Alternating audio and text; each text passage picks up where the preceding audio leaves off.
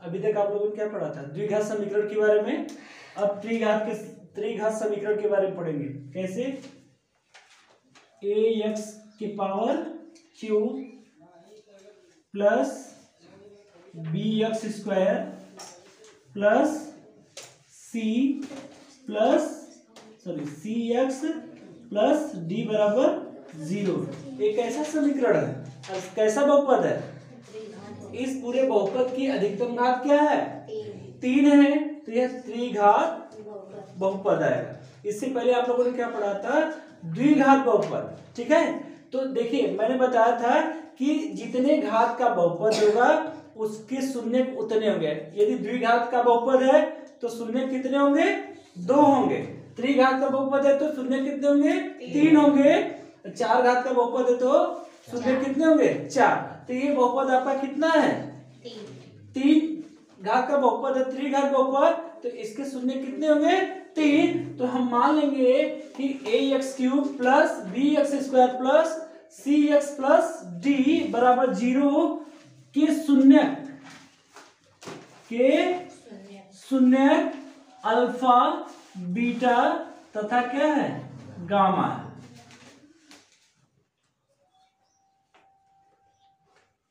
ठीक है, तो अभी तक हमने द्विघात समीकरण में भी पढ़ा था कि मूलों का योगफल। ठीक है, इस त्रिघात समीकरण में भी पढ़ेंगे, क्या पढ़ेंगे, मूलों का या शून्यकों का योगफल बराबर क्या होगा, इसमें भी सेम टू सेम वही रहेगा, माइनस एक्स स्क्वायर का गुणांक बट्टे x³ का गुणांक। ठीक है, यानी त्रिघात समीकरण में शून्यकों का योगफल होगा माइनस एक्स स्क्वायर का गुणांक बट्टे x³ का गुणांक, यानी यहाँ पे शून्यकों का योगफल है alpha plus beta plus gamma. ठीक है, alpha plus beta plus gamma बराबर क्या, माइनस एक्स स्क्वायर का गुणांक। तो इस बहुपद में एक्स स्क्वायर यहाँ पर है, इसका गुणांक क्या दिख रहा है आपका, b, यानी ये हो जाएगा माइनस b अपान x³ का गुणांक, यहाँ पे x³ का गुणांक क्या है, a, तो यहाँ पे हो जाएगा a। यानी त्रिघात समीकरण में शून्यकों का योगफल बराबर होगा माइनस b बट्टे a। यदि दो पदों का, अब मान लीजिए ये शून्य क्या है, दो को एक साथ रखें, शून्य को दो के एक साथ रखें, जैसे alpha beta plus beta gamma plus gamma alpha, यानी दो शून्यकों का गुणनफल करके उनका योगफल कितना होगा, तो यहां हो जाएगा यक्स का गुणांक, क्या होगा, यक्स का गुणांक बट्टे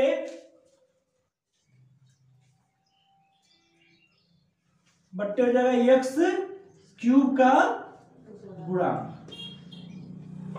ठीक है, तो यहां पे क्या होगा, alpha beta into beta gamma plus beta gamma plus gamma alpha बराबर x का गुणांक बहुपद में क्या दिख रहा है, c अपान x³ का गुणांक क्या दिख रहा है, a। तो हो जाएगा दूसरा फार्मूला के अल्फा बीटा समीकरण के लिए पढ़ा था कि जब मूल दिए गए, जब शून्य दिए गए हो, तब द्विघात बहुपद निकालने के लिए फार्मूला बताए थे।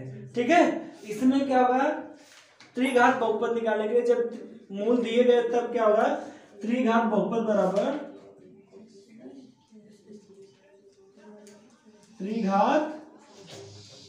बराबर हो जाएगा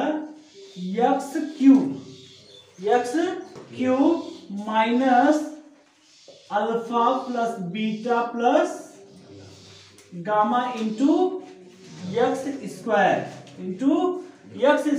plus alpha beta plus beta gamma plus gamma alpha into x minus alpha beta gamma बराबर 0।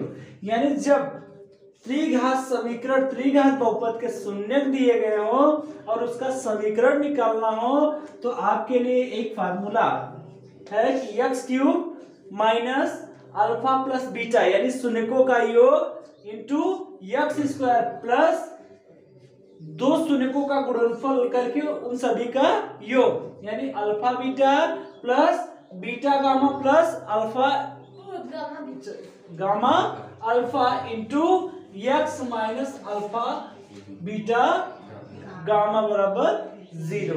यह आपका त्रिघात बहुपद निकालने का सूत्र है। ठीक है,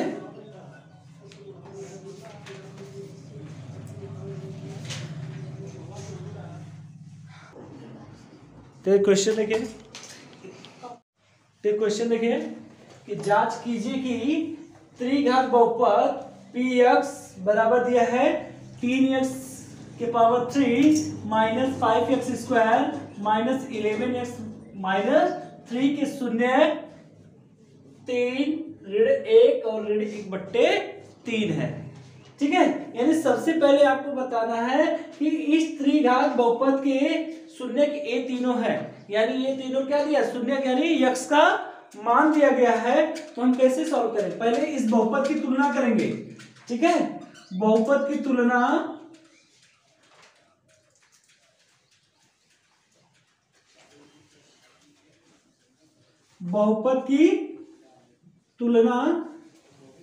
ax cube plus bx square plus cx plus d बराबर 0 से तुलना करने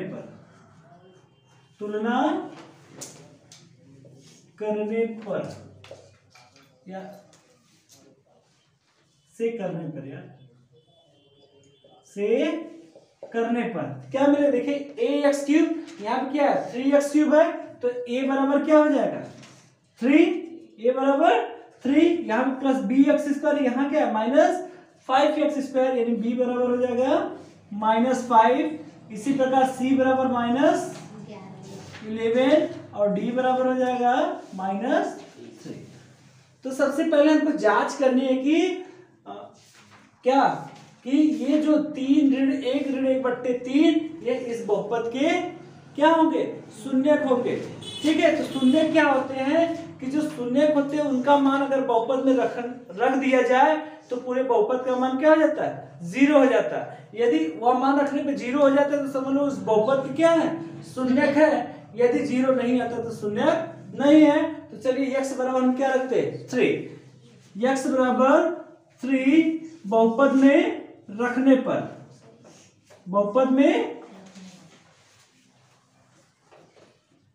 पर तो यहां देखिए px है ना, तो x बराबर हमको क्या रखना है 3, तो p3 हो जाएगा। क्या हो जाएगा p3 बराबर है 3x क्यूब यानी 3 मल्टीप्लाई बाई यानी गुणा x का मान कितना रखना है 3, तो 3 के घाते क्या हो जाएगा 3 ऋण 5 x स्क्वायर यानी गुणे x का मान 3 का स्क्वायर ऋण 11 गुणे 3 ऋण 3। ठीक है, यहां हो जाएगा आपका 3 गुणे 3 का क्यूब कितना होगा 27 ऋण 5 गुणे 3 का स्क्वायर 9 ऋण 11 3 33 ऋण 3। यहाँ इसका गुणा करिए 3 और 27 का गुणा करेंगे कितना आ जाएगा 81 ऋण 5 9 45 फिर 11 3 33 ऑलरेडी है ऋण 3 81। ये देखिए तीनों संख्या किसमें है ऋणात्मक संख्या, तो क्या होगी ऐड हो जाएंगी यानी कितना हो जाएगा 5 3 8 3 11 4 3 7 1 8 यानी 81 में से 81 गया 0। यानी p x का मान 3 रखने पर पूरे बहुपद का मान कितना आ रहा है 0 आ रहा है। यानी एक हमको पता चल गया कि जो 3 है वो उस बहुपद का शून्यक है। ठीक है, इसके बाद अब x बराबर दूसरा आप गुणा रखेंगे, क्या रखेंगे -1 यानी x बराबर -1 बहुपद में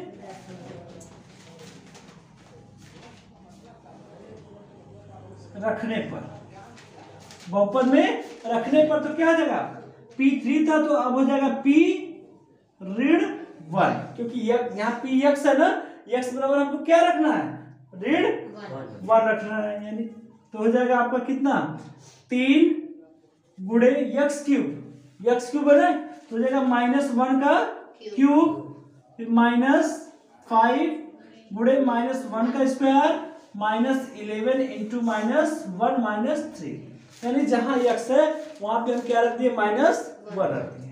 तो हो जाएगा 3 मल्टीप्लाई बाय, देखो -1 की घात अगर विषम संख्या होगी, ऑड नंबर होगी, तो उसकी वैल्यू कितनी आएगी, माइनस में आएगी।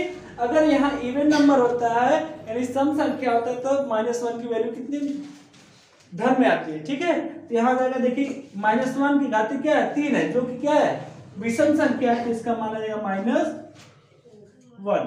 ठीक है, माइनस यहाँ 5 गुणे यहाँ पे -1 का जो घात है कितना है, सम संख्या है, तो इसका वैल्यू आ जाएगा 1। और यहाँ देखिए ऋण का ऋण में गुणा होगा, क्या आ जाएगा, धन 11 कम 11 ऋण 3।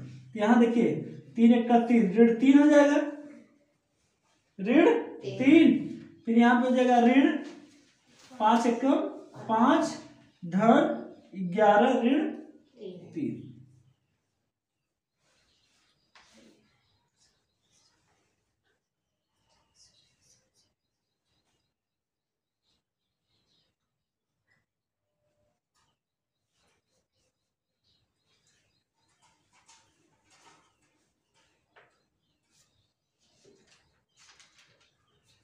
बताइए अब,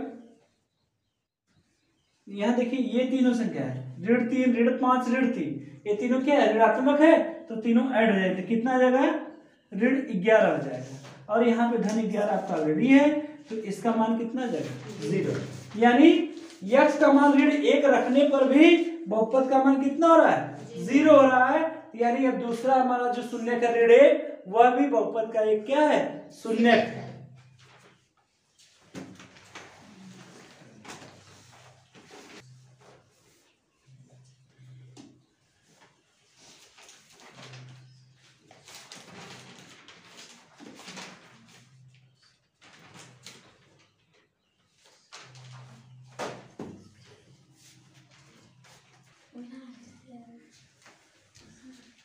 देखिए हमने 2 शून्यकों की जांच कर ली, अब तीसरा शून्य क्या है, ऋण 1/3 है, तो हम x बराबर अब क्या रखेंगे बहुपद में, ऋण 1/3 बहुपद में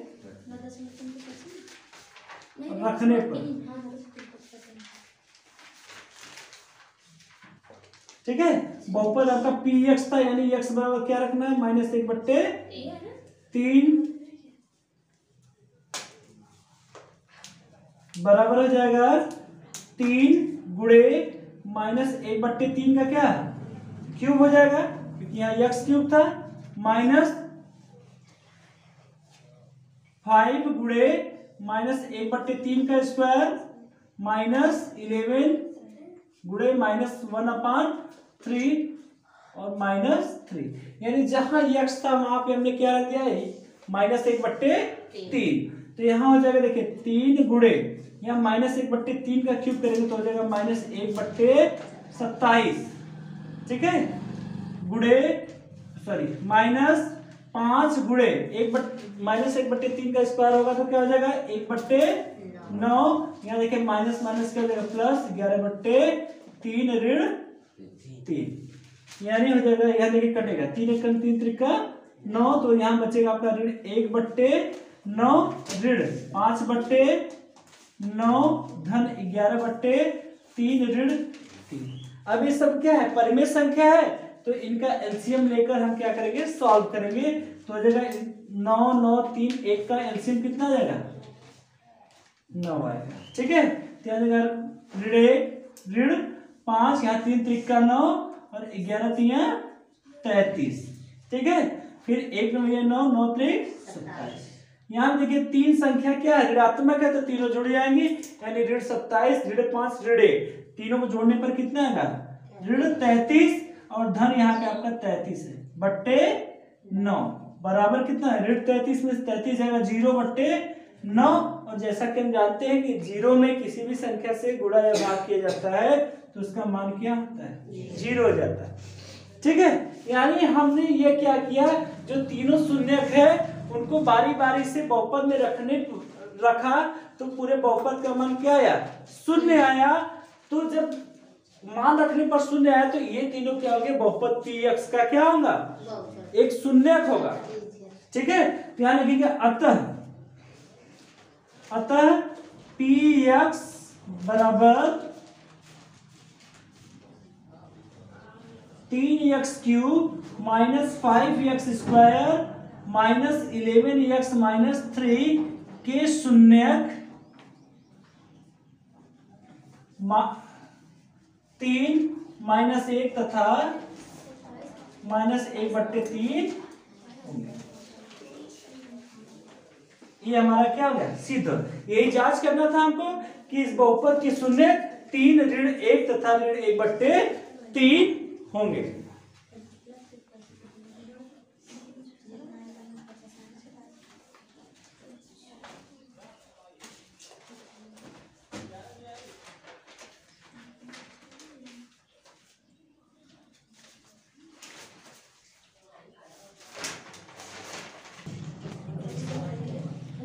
देखिए प्रश्न में जो पहला पार्ट था कि शून्यक की जांच करना हमने कर लिया कि शून्यक है। अब दूसरा क्या है कि शून्यकों तथा गुणांकों के बीच क्या करना है, संबंध ज्ञात करना है। यानी अल्फा बराबर जो हमारा शून्यक है 3, बीटा बराबर शून्यक क्या है हमारा ऋण 1 और गामा बराबर शून्यक है ऋण 1/3। तो शून्यकों की जांच कैसे की जाती है, मूलों का योगफल यानी शून्यकों का योगफल करके, शून्यकों का गुणनफल करके, जैसे द्विघात समीकरण में हमने किया था। तो यहाँ पर अब लिखेंगे पहला कि alpha plus beta plus gamma बराबर यहाँ क्या होगा 3, फिर -1 क्योंकि बीटा का मान क्या है -1 है, और यहाँ पे हो जाएगा गामा का मान कितना है -1/3 है। ठीक है, अब इसका एलसीएम लेंगे, एलसीएम कितना 3 आएगा, कितना आएगा 3 हो जाएगा। तो 3 त्रिका 9 ऋण 3 एकम 3 ऋण 1, तो यहाँ हो जाएगा 9 ऋण 3 एकम 3 ऋण 1 कितना जाएगा 4/3, तो जाएगा आपका 5/3। यह किसके बराबर होगा, alpha plus beta plus gamma बराबर क्या फार्मूला अभी मैंने बताया था, -b/a। तो माइनस यहाँ देखिए -b क्या है -5 है, यानी हो जाएगा -b/a,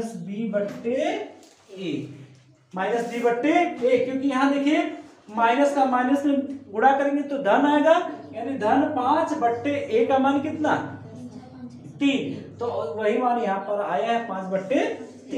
ठीक है, फिर दूसरा alpha beta plus beta gamma plus gamma alpha, यानी दो पदों का दो शून्यकों का गुणनफल करके उनका योग। तो यहाँ पे मान रखिए अल्फा बीटा, अल्फा का मान कितना है 3 गुणे बीटा का मान ऋण 1 धन बीटा का मान ऋण 1 गुणे गामा का मान ऋण 1/3 धन गामा का मान ऋण 1/3 गुणे अल्फा का मान 3, अल्फा का मान 3। तो यहाँ देखिए हो जाएगा 3 एकम 3 यानी -3, और यहाँ पे हो जाएगा माइनस प्लस 1/3, और यहाँ देखिए 3 से क्या हो गया क्रॉस हो गया, तो बचेगा आपका -। अब एलसीएम लीजिए, एलसीएम कितना,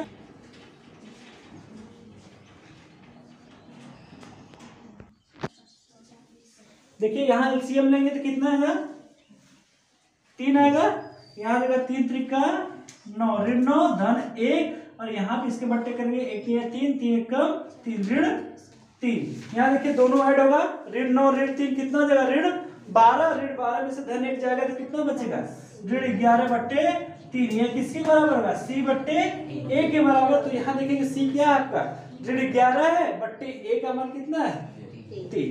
ठीक है, और इसके बाद क्या है अल्फा बीटा इंटू गामा, यानी तीनों संयुग्मों का क्या करना है गुणनफल।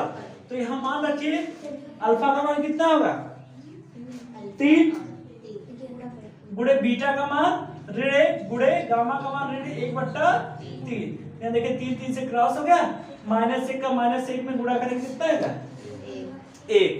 तो बराबर ये किसके हो गया d बट्टे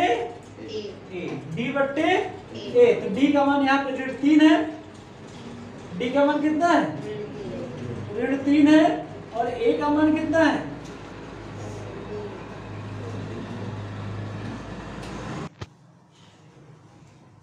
ये किसके बराबर होगा आपका -d बट्टे a, यानी alpha into beta into gamma बराबर होगा -d बट्टे a, और यहाँ d का मान रखेंगे तो -3, यानी माइनस का माइनस होगा प्लस, a का मान क्या हो जाएगा 3, यानी 3 में 3 से भाग करेंगे तो कितना आएगा 1 आएगा, वही मान यहाँ पर। यानी इस प्रकार आपके गुणांकों और शून्यकों के बीच संबंधों की जांच भी हो गई और शून्य की भी जांच हुई, ये शून्य है।